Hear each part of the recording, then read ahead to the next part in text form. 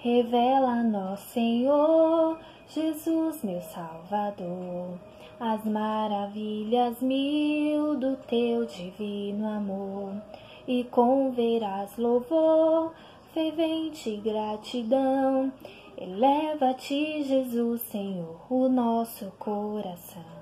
Pai, Senhor, irmãos, tudo bem? Espero que todos estejam bem, né? Que todos estejam com saúde, né? Estamos aqui mais uma vez para dar início a uma aula da Escola Bíblica Dominical.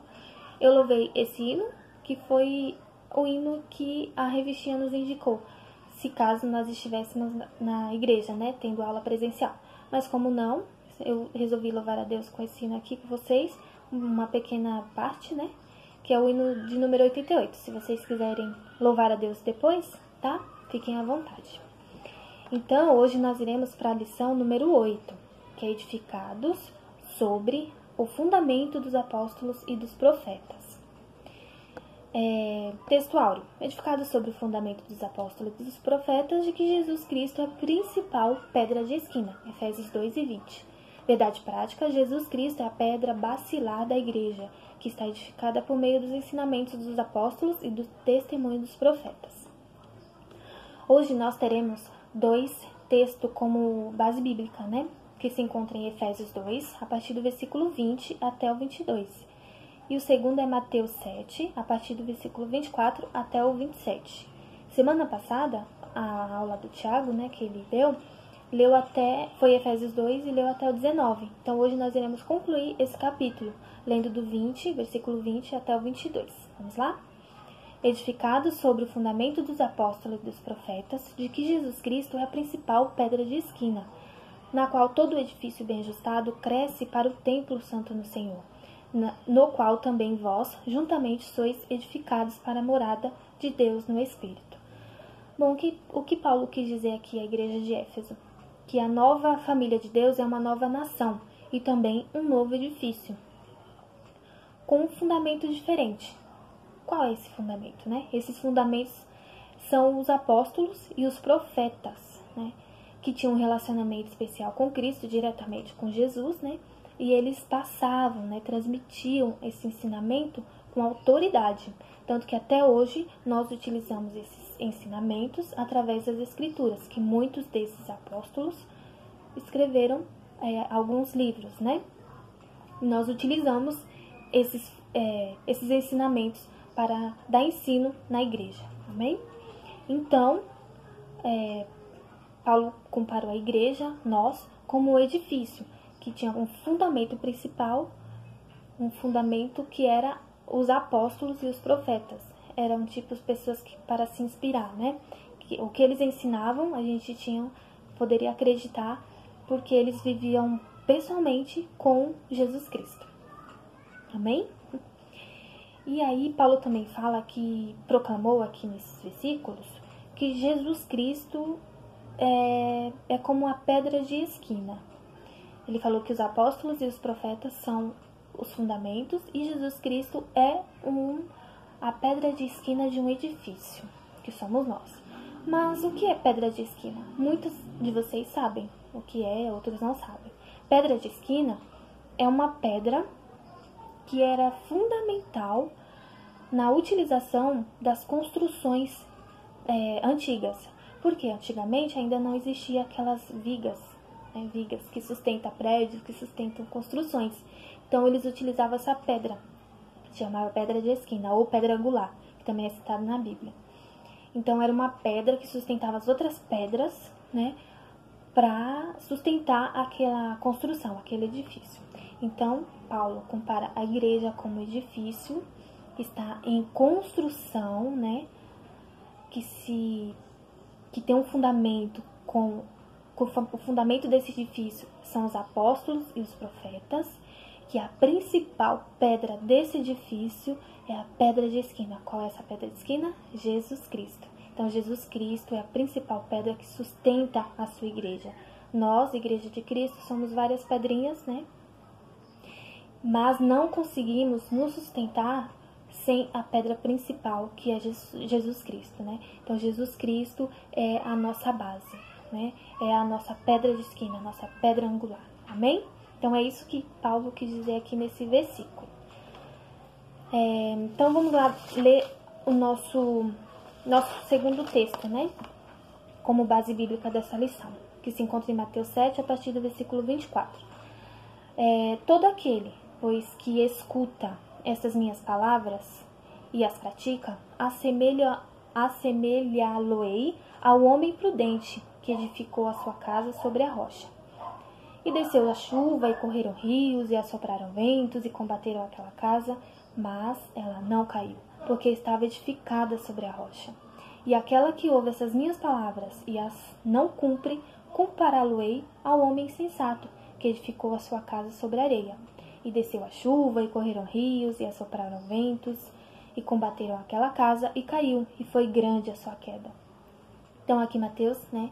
Aqui nesse texto de Mateus, nós podemos tirar 2 adjetivos que descrevem o estado espiritual e moral de uma pessoa. Quais são? Sábio e insensato. Quem de vocês não conhece uma pessoa sábia? Quem de vocês não conhece uma pessoa insensata, né? Claro que nós queremos ficar sempre perto da pessoa sábia, né? Para poder extrair o máximo que ela pode nos passar. Mas não queremos muito estar próximo daqueles que é insensato, né? O que determina uma pessoa que é considerada prudente ou insensata é a resposta do ensino de Jesus. Ou seja, quando a pessoa está alicerçada na pedra de esquina, né, que é Jesus Cristo, que o seu fundamento é as Escrituras, né, seus fundamentos são os apóstolos, são os profetas, são os testemunhos deles, né, os sinais que eles prescreveram na Bíblia. Quando essa pessoa tem o seu quando a resposta de tudo que ela dá é através do ensino de Jesus Cristo, ela é uma pessoa sábia, né? Ela é uma pessoa prudente. Pode vir a tempestade, pode vir o que for, mas a casa dela tá na rocha, né? Tá firmada sobre a pedra de esquina, né? Mas quando ela é insensata, sua casa está firmada na areia. Então vem o vento, ela fica balançando até cair, né? E aqui, no Velho Testamento, né, é utilizado muito a palavra, apresenta Deus como uma tempestade, né? Está escrito em Isaías, está escrito em Ezequiel, que é uma tempestade que destrói a casa sobre a areia, né? É uma ilustração do julgamento divino. Consequentemente, a pessoa que escuta e pratica os ensinos de Jesus está preparada para esse julgamento. Então, o ensino que os apóstolos nos passam, que os profetas nos passam, que Jesus nos deixou, esse ensino nos prepara, né, para o julgamento final. Não só para o julgamento, mas nos prepara para viver a vida, né? Hoje em dia, muita gente está desesperada, né, por conta de tudo que está acontecendo, mas nós, como somos cristãos, estamos alicerçados na rocha, né? Nós temos uma pedra que nos sustenta, que é Jesus Cristo. Então a gente não deve, claro, a gente se preocupa, mas a gente não deve ficar apavorados, né? A gente se preocupa porque somos seres humanos, mas aquele que é firmado no ensino da palavra, aquele que é firmado na rocha, sabe que tudo isso vai acontecer, né? E que isso tudo é só o começo. Amém até aqui? Então, esses 2 textos é a nossa base bíblica desta aula, que é Efésios 2 e Mateus 7. Vamos lá para dar início à aula, né? Introdução. Por meio da reconciliação efetiva na cruz, Cristo formou a igreja. O apóstolo Paulo a compara como um edifício em construção, como eu já falei lá no início. A pedra angular dessa edificação é Cristo e o fundamento é a doutrina dos apóstolos e testemunhos dos profetas. Assim, há o propósito divino de que sejamos o templo santo no Senhor, a morada do Altíssimo e a morada do Altíssimo. Vamos parar por aqui. Então, aqui Paulo fala que através da reconciliação, que foi lá na aula passada, efetivou, né? Através da reconciliação efetivada na cruz, Cristo formou a igreja. E Paulo compara a igreja como um edifício em construção. Ela não está acabada, ela está em construção, né? A pedra angular dessa edificação, desse edifício, é Cristo, né? E o fundamento é a doutrina dos apóstolos e dos profetas, que se encontram onde? Também eles, lá na Bíblia, nas Escrituras. Amém? Tópico 1. No tópico 1 fala sobre o edifício espiritual. E nesse tópico 1 existe 3 subtópicos. O primeiro é o santuário judeu, o segundo o santuário cristão e o terceiro a pedra angular. Santuário judeu. O templo em Jerusalém era o símbolo do exclusivismo de Israel como povo de Deus. Ou seja, ninguém entrava, né? Era proibido a entrada de estrangeiros. Então havia uma inimizade entre os judeus e os gentios, porque os gentios não poderiam entrar no santuário judeu. Mas quando Cristo veio, ele acabou com isso, né? Que a igreja de Cristo é para todos, não é só para um, né? Não é só para uma etnia, né? Não é só para quem é branco, quem é negro, não, é para todos, né? Não é só para estrangeiros, né? Se caso nossa igreja, estamos aqui no Brasil, aí vem um estrangeiro, a gente não vai deixar ele entrar? Não, a igreja de Cristo é para todos, porque Cristo morreu para todos, né? Morreu na cruz para salvar a todos, não só um, não só uma classe, né? Não só um da raça humana, porque a raça humana é só uma, né? Não tem diferenciação. Então Cristo, ele veio e acabou com isso. Todos têm o direito de fazer parte da igreja dele, né? O subtópico 2, o santuário cristão. Os que pertencem a Cristo são comparados a um edifício onde Deus habita em espírito. O ensino apostólico lembra Salomão, quando este reconheceu que o templo em Jerusalém não poderia conter a Deus, e reafirma a instrução de Estevão, que o Altíssimo não habita em templos feitos por mãos de homens. Ou seja, Deus, ele não habita no templo, ele habita nas pessoas, né? A partir do momento que ele criou o homem, era para ter um relacionamento direto com o homem, né? Com o ser humano. Mas aí, algumas pessoas pensam que Deus só habita no templo, na igreja. Mas não, ele habita dentro de nós. Amém? Subtópico 3 é a pedra angular. Na arquitetura antiga, a construção de um edifício requeria uma pedra angular. Ela é traduzida como a pedra mais importante, ou pedra principal. Ela era posta no canto do prédio para sustentar o alicerce. Foi o que eu falei no início da aula. Amém? Mas tem mais um subtópico do tópico 1, que é Cristo, a pedra principal. A identificação de Cristo como a pedra angular remonta à profecia messiânica em que a pedra rejeitada tornou-se a cabeça de esquina. Ele mesmo afirmou-se ser a cabeça da esquina. Ele, Jesus Cristo, né? Assim como também os apóstolos testificaram ser Cristo a pedra principal. Portanto, a pedra angular neste novo santuário é o próprio Cristo. No Sermão do Monte, aprendemos que o homem prudente edifica a sua casa sobre a rocha, que é Cristo Jesus. O Sermão do Monte é o texto que a gente leu no início da aula, que é Mateus 7, versículo 24. Amém? Então, aqui o primeiro subtópico fala sobre o edifício espiritual. Quem é o edifício espiritual? Nós como igreja somos o edifício espiritual que temos como base, né, como fundamento os apóstolos e os profetas. Onde se encontram, Tamires, os fundamentos dos apóstolos e os profetas? Nas escrituras, né, na palavra de Deus, né? Mas por que eu devo acreditar neles, Tamires? Porque eles eles foram inspirados por Deus, né? Eles foram selecionados por Deus, né? Por Cristo, foram selecionados por Cristo para acompanhar Cristo e proclamar o Evangelho. Vamos lá para o tópico 2, que a gente se aprofunda mais nesse assunto. Subtópico 2, o fundamento apóstolos e profetas. Subtópico 1, conceito de apóstolos. O que significa apóstolo? Apóstolo vem da palavra grega, né? Significa aquele que é enviado, mensageiro, embaixador, aquele que representa a quem o enviou. Ou seja, apóstolo, ele foi escolhido para ser apóstolo para representar alguém, né? Representar quem nomeou ele a ser apóstolo.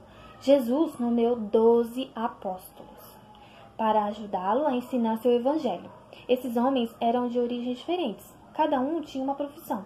Uns eram eram pescadores, outros eram cobradores de impostos. Então, não teve uma preferência de Jesus, né?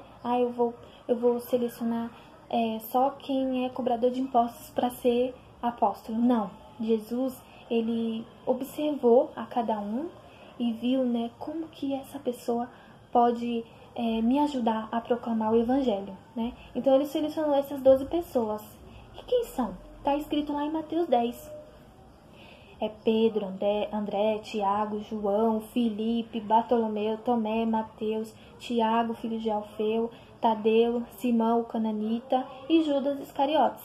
Esses são os 12 apóstolos que Jesus pessoalmente nomeou para ser apóstolos. Aí, eu faço aqui uma pergunta para você. Hoje em dia, existe apóstolo? Será? Bom, de acordo com as qualificações bíblicas, não existe apóstolos. Eu até assisti um vídeo sobre esse tema, que é do escritor Augustus Nicodemos. Acho que é esse. Qualquer coisa eu coloco o link para vocês verem depois. E ele colocou algumas qualificações que tá na Bíblia, né? Que quer dizer que uma pessoa pode ser apóstolo ou não, né?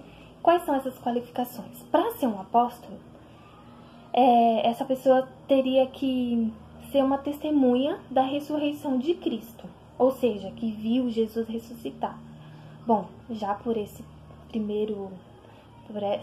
primeira qualificação, hoje em dia já não teria apóstolo, né? Porque ninguém hoje em dia viu Jesus ressuscitar.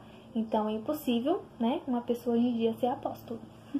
O segundo, ele fala que um apóstolo bíblico recebeu o chamado diretamente de Cristo. Ou seja, ele não foi chamado para ser apóstolo pela igreja ou pelo seu outro amigo apóstolo. Não, ele foi chamado diretamente por Cristo para ser apóstolo e proclamar o evangelho do próprio Jesus. Os 12 apóstolos, eles receberam poderes para realizar sinais, prodígios e maravilhas, né? Sinais são milagres, né? Jesus usavam pessoas, como os apóstolos, para operar milagres na vida dessas pessoas. Hoje em dia, ninguém realiza esse tipo de milagre, né? Quem realiza é Jesus, né? Através da oração. Mas naquele tempo os apóstolos realizavam, porque eles eram tão próximos de Cristo, tão próximo que Jesus concedeu, né, esses dons para que pessoas poderiam ser curadas, né, e operavam maravilhas naquele tempo. Bom, e tem outras qualificações aqui também. Os apóstolos, eles foram designados por Cristo para realizar o fundamento da igreja, que foi através do Velho Testamento, né, e depois eles mesmos escreveram as escrituras inspiradas por Deus. Ou seja, os apóstolos, eles foram designados para criar o fundamento da igreja através do Velho Testamento, e eles escreveram alguns livros que está no Novo Testamento, né, que foram inspirados diretamente por Deus. Aí muitas pessoas perguntam, mas por que você acredita na Bíblia, né? Se foram homens que escreveram? Porque eles foram inspirados por Deus, né? E a gente acredita porque como uma pessoa, um ser humano, consegue escrever tal maravilhas, né, que é a palavra de Deus, se não foi inspirado por Deus, né? Então a gente crê porque nós sabemos que foi Deus mesmo, né? E esses apóstolos, eles foram inspirados diretamente por Deus para escrever o Novo Testamento, né? Alguns livros do Novo Testamento. E por último, eles interpretaram o Antigo Testamento dando significados, revelando os mistérios de Deus, né? Deus revelava os seus mistérios para os apóstolos através do Velho Testamento. E hoje em dia, ninguém faz isso, né? Não podemos ter apóstolos hoje em dia porque eles não se encaixam nessas qualificações, né? Nessas qualificações que o Augusto Nicodemos fez, né? Foi conforme a Bíblia. Então, hoje em dia só existe pastor e presbítero. Não existe nada além disso, né? Porque hoje, o que o pastor faz? Ele cuida do rebanho da igreja. Ele pega esses ensinamentos, né? Esses fundamentos dos apóstolos e repassam para a igreja, né? Esse é o dever do pastor, né? O que os nossos pastores fazem é isso. Os pastores, os presbíteros mas nós não temos, né, não podemos ter apóstolos, né? Temos pastores ou presbíteros, amém? Espero que tenha deixado claro. Vou deixar o link aqui do Nicodemos para vocês verem depois, tá bom? E por último, é o terceiro tópico, né? Os profetas. Por último, não. Eu falei só dos apóstolos, né? Subtópico 3, que é o testemunho dos profetas. A palavra grega, profetes, significa proclamador e intérprete da revelação divina. A ordem da frase em Efésios, apóstolos e profetas, indica tratar-se dos profetas da igreja e não do Antigo Testamento, tá? Mas ainda, Paulo assegura que a compreensão do mistério que no passado estivera oculto, de que os gentios tinham igual posição no corpo de Cristo e eram participantes da promessa, foi revelado pelo Espírito Santo aos profetas do Novo Testamento.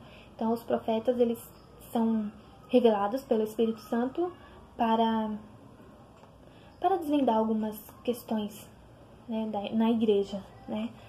Temos que tomar muito cuidado com os falsos profetas, né?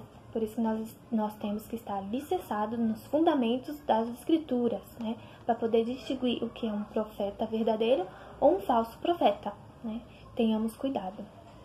E também não podemos duvidar do profeta verdadeiro, né? Não pode.